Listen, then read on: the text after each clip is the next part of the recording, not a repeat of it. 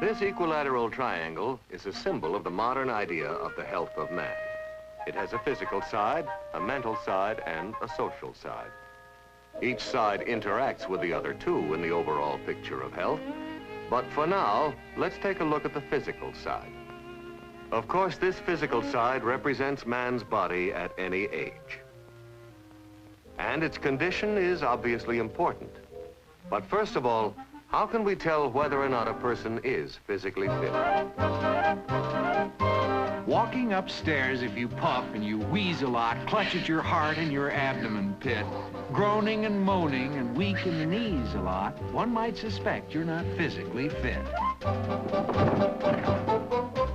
Daily, if work is an 8-hour session of droopiness, poopiness, preference to sit, lagging and dragging, you give the impression of someone who's somewhat not physically fit. While at the pool, do you look like a jelly drop? When children point at you, are you chagrined? Go ahead, fatso, let's see the old belly flop. Splash out the water and knock out your wind. A human being must meet the same requirements: rest, proper food, and exercise. But why are these things important? First of all, 40% of the body's weight is made up of various muscles, and their condition depends upon how they are used. Here, a muscle in the arm serves as an example.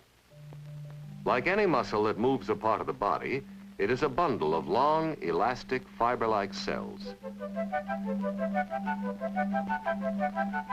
Within each fiber, there are hundreds of tiny strands.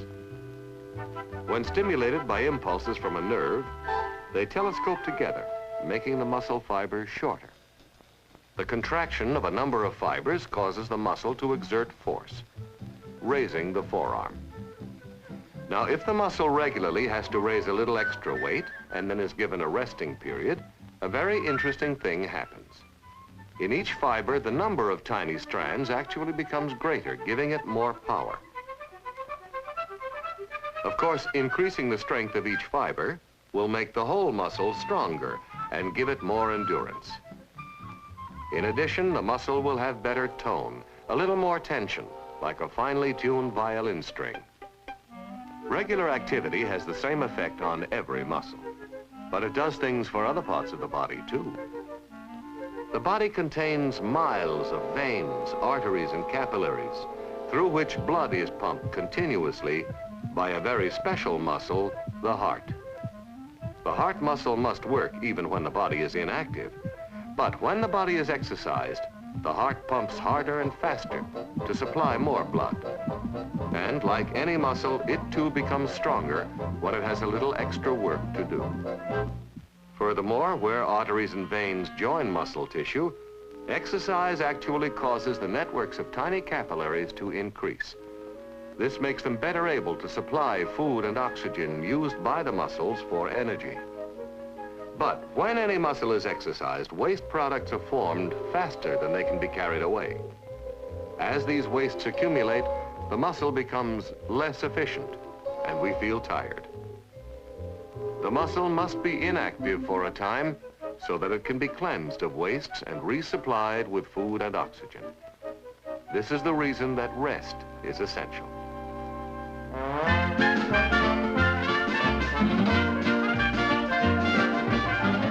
Of course, exercise uses up energy, and this brings up another requirement for physical fitness: food, for it is our only source of energy. Food must furnish other essentials too, for growth, repair, and regulation of the body. But for now, let's see how it is related to exercise. Every food contains energy locked within it, and when the food is eaten, the energy becomes available to the body.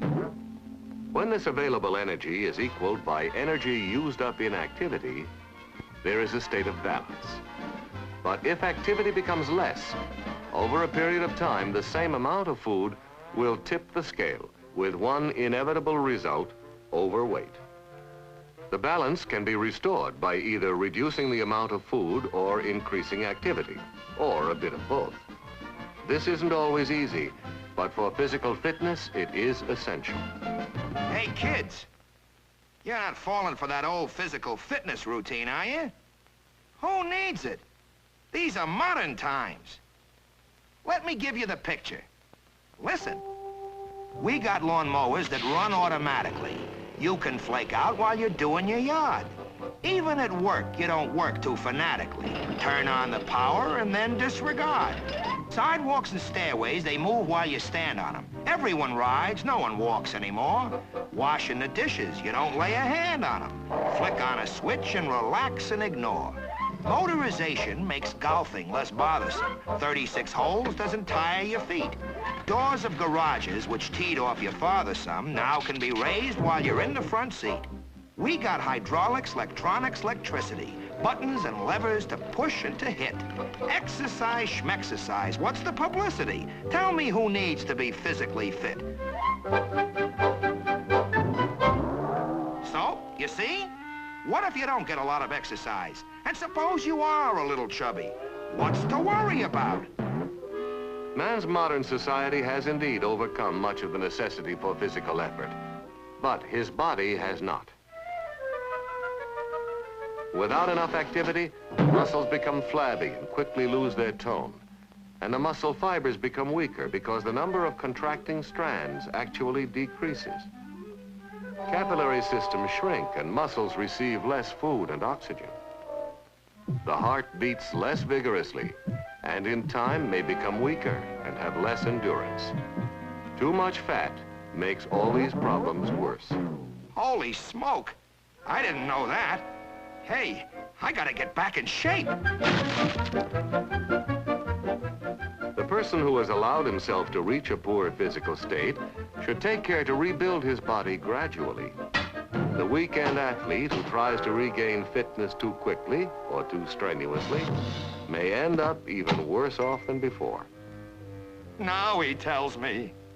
Of course, lack of physical fitness may not always bring such dire consequences. But at any age, it can mean that individuals simply can't do many things they would enjoy. If the physical side of the health triangle is weak, the other sides can be affected. For example, not being accepted because of unattractive appearance can damage the social side. Lack of vitality can bring dullness of the mind and weaken the mental side. But when the physical side is fit, the other sides are strengthened. And whoever you are, this means keeping the body you have in the best condition you can.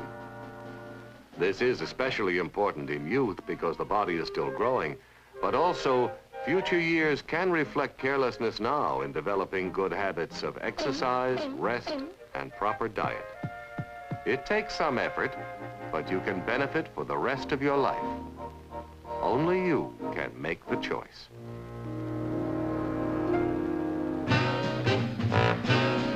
The health of man is like an equilateral triangle, completely dependent on the length and strength of each side.